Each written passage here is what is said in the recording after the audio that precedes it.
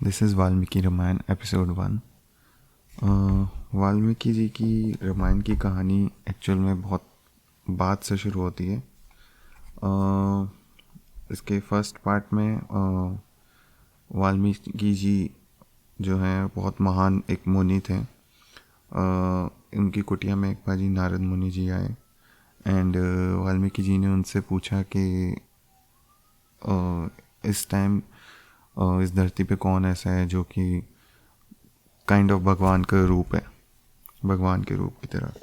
नारद मुनि जी ने ये बताया कि इक्ष्वाकु राजवंश के महाराज दशरथ के पुत्र राजा राम जो हैं वो बहुत उनकी तारीफ़ करी एंड बताया कि he is like a godly figure. उन्होंने राम जी को डिस्क्राइब भी करा दैट उनकी शक्तिशाली भुजाएं हैं एंड गर्दन पर 3 मंगल रेखाएं हैं एंड छाती चौड़ी, सुंदर माथा, एवरेज हाइट। सो ऐसे डिस्क्राइब भी करा है। देन उनके राज्य के बारे में बताया कि राम के राज्य में कोई भी पीड़ित नहीं था, कोई किसी को कोई मानसिक रोग नहीं था, सब खुश रहते थे। एंड रामचंद्र जी वैकुंठ को जाने से पहले तकरीबन 11,000 वर्ष तक उन्होंने वहाँ पे शासन किया था अयोध्या में। एंड उसके बाद नारद जी बता के चले जाते हैं। देन वाल्मीकि जी एक दिन तमस नदी के पास अपने शिष्य भारद्वाज के साथ होते हैं एंड देन वो एक सारस पक्षियों का जोड़ा देखते हैं जो कि अपना काम क्रिया में लिप्त होते हैं। देन एक वहाँ पे शिकारी आता है एंड वो मेल जो सारस पक्षी है उसको बाण से भेज देता है।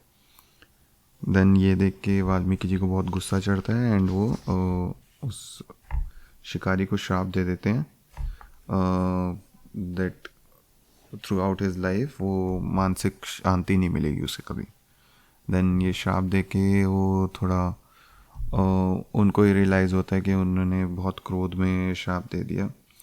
बट उनको एक ये भी रियलाइज़ होता है कि जब वो श्राप दे रहे थे देन जो वो श्राप दे रहे थे वो एक काव्य के रूप में उनके मुंह से निकला, कविता के रूप में। सो इससे वो थोड़े हैरान हुए थे कि अचानक से अपने आप ये कैसे हो गया। एंड देन वो बाद में वापस आ गए अपनी कुटिया में एंड उस बारे में सोच रहे थे कि उन्होंने जो किया सही नहीं किया, उसको श्राप दे के कि वो भी काइंड ऑफ अपना काम ही कर रहा था एक तरीके से। तो देन उनकी कुटिया में ब्रह्मा जी आते हैं एंड देन उनको बोलते हैं कि तुम इस चीज़ पे इतना सोचो मत कि जो तुमने बोला था वो काइंड ऑफ मैंने ही बुलवाया था तुम्हारे मुंह से एंड मैं तुम्हें कुछ काइंड ऑफ शक्ति प्रदान कर रहा हूँ जिससे कि तुम एक महान काव्य की रचना करोगे जो कि रामचंद्र जी की जीवन पे होगा, जिसको रामायण कहा जाएगा। एंड उनको ये काम में लगा दिया कि जो भी इवन दो तुमने वो सब नहीं देखा जो राम जी के साथ हुआ है, बट बिकॉज ऑफ मेरी शक्तियों से तुम जैसा भी हुआ है वो तुम अपने दिल में देख सकोगे। एंड उन्होंने काम दे दिया कि उन्होंने रामायण की रचना करनी है। देन वाल्मीकि जी उस चीज़ में लग गए एंड उन्होंने 24,000 श्लोक्स की रामायण की रचना की।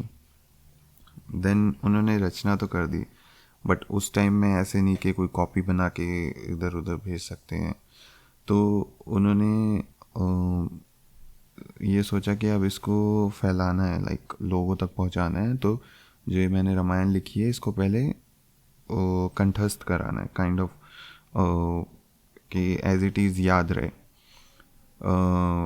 ऐसे कि अपने किसी जानने वाले को याद करवानी है पूरी रामायण ताकि वो आगे जाके सब में विश्व में फैला सके।